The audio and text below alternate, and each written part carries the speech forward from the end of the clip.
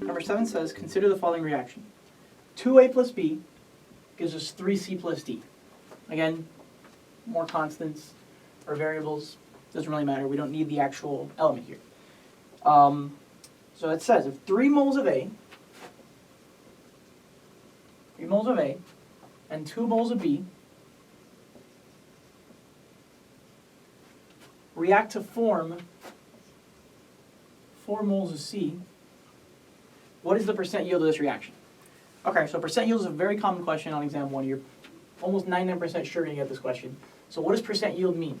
Percent yield is always going to mean the same thing. It's going to mean actual over theoretical times 100. Now what does actual versus theoretical mean? Well, when they're saying that 3 moles of A and 2 moles of B make 4 moles of C, they mean that they actually went into a laboratory and they figured out that it makes that many moles of C.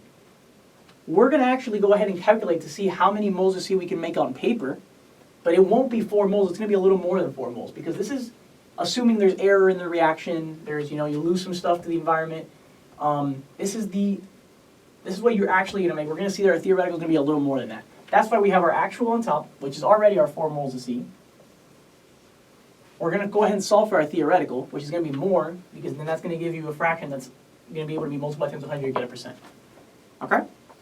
So with that being said, let's go ahead. So remember, if I have 2 reactants, I'm looking for my limiting reactant, right? I want to see which one's going to run out first, because that's the one that's going to stop my reaction.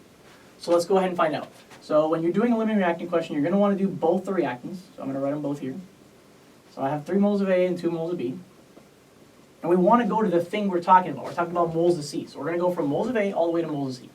Well, I know that for every 2 mole of A, I have 3 moles of C.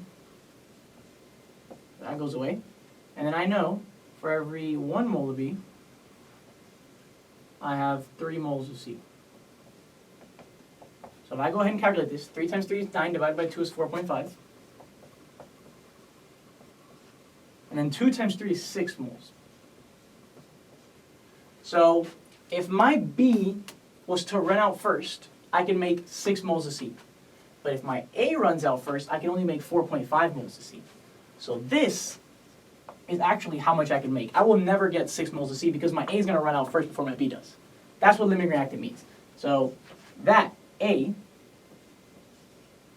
is your limiting reactant. Not the 3 moles, but A is your limiting reactant.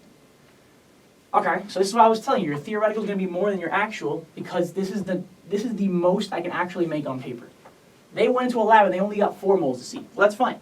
So we're going to do our actual, which is 4, divided by our theoretical, which is 4.5,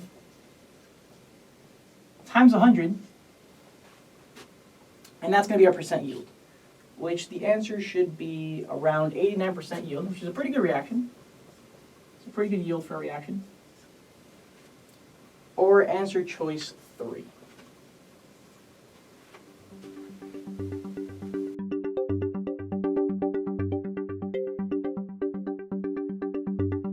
The Teaching Center, UF's Learning Resource Center.